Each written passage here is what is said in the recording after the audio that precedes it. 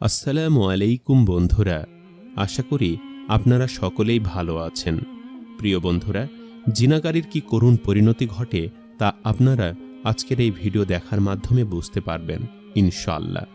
আমাদের দৈনন্দিন জীবনে আমরা জেনে বুঝে জিনা করে ফেলি, সেটা হোক শরীরের জিনা বা চোখের জিনা।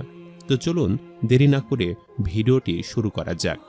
সৌদি আরবের এক ছোট্ট শহরে একজন কাঠুরিয়া থাকত, যে ছিল আল্লাহর বান্দা এবং স্ত্রী ছিল সে শহরের মধ্যে সবচাইতে সুন্দর মহিলাদের মধ্যে একজন। ওই শহরে সবার মুখে ওই মহিলার রূপের গুণগান চলতে লাগলো। আর যার ভয় ছিল একদিন ওই শহরের বাদশার কানেও তার এই রূপের গুণগান পৌঁছে গেল। বাদশা তার সৌন্দর্যে মুগ্ধ হয়ে তাকে কাছে পাওয়ার ইচ্ছা জ্ঞাপন করল এবং সেই ইচ্ছা দিনকে দিন বাড়তেই লাগল। ফলে সে বাদশা এক বৃদ্ধা মহিলাকে ওই সুন্দরী কাঠুরিয়ার স্ত্রীর কাছে পাঠালো এবং তাকে বলতে বলল, সে যদি কাঠুরিয়াকে তালাক দিয়ে বাদশার কাছে চলে আসে তাহলে বাদশা তাকে স্ত্রীর মর্যাদা দিবে। সে বৃদ্ধা মহিলা বাদশার আদেশ মতো কাঠুরিয়ার স্ত্রীকে সব বলল এবং বলল, তুমি রাজার বউ হবে। তুমি এত সুন্দরী, তবুও কেন এই কাঠুরিয়ার বউ হয়ে থাকবে? রাজার বউ হলে তোমার থাকবে 20টা দাসী, তারা সবসময় তোমার সেবা যত্ন করবে। বৃদ্ধা মহিলার এই কথা শুনে কাঠুরিয়ার স্ত্রীর মনে লোভ ধরে গেল। বাদশার স্ত্রী হওয়ার বাসনায় এবার সে তার স্বামীর সাথে দুর্ব্যবহার শুরু করে দিল।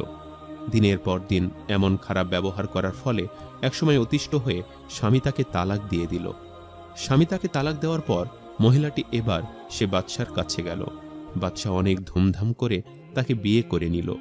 বাসর ঘরে ঢুকে বাদশা যখন তার সদ্য বিবাহিত বউয়ের ঘোমটা খুলে রানীকে দেখতে গেল, তখন আকস্মিকভাবে তাদের দুই চোখ অন্ধ হয়ে গেল। যখন তারা একে অপরকে স্পর্শ করতে চাইল তখন তারা প্যারালাইজড হয়ে গেল।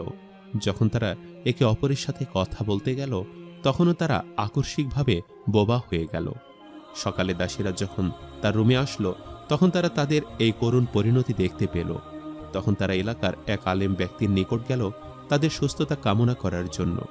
আলেম সাহেবকে যখন বাদশার ঘটনা বলল তখন আলেম সাহেব তাদেরকে বললেন, তারা উভয়ই জিনাকারী। স্ত্রী তার স্বামীকে ধোঁকা দিয়েছে অন্য পুরুষের জন্য।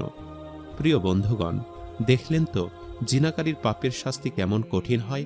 দুনিয়াতে এবং আখিরাতে অবস্থানে আপনাকে এই পাপের জন্য কঠোর শাস্তি ভোগ করতে হবে। আপনি যদি জিনা করে থাকেন তাহলে এখনই তওবা করুন এবং আল্লাহর কাছে মাফ চেয়ে নিন। সম্মানিত দর্শক, ভিডিওটি আপনাদের কাছে কেমন লেগেছে তা আমাদের কমেন্ট করে অবশ্যই জানাবেন। আর সবাই আমাদের সাথেই থাকবেন। আজ তাহলে এই পর্যন্তই। আপনারা ভালো থাকবেন, সুস্থ থাকবেন। আল্লাহ হাফেজ।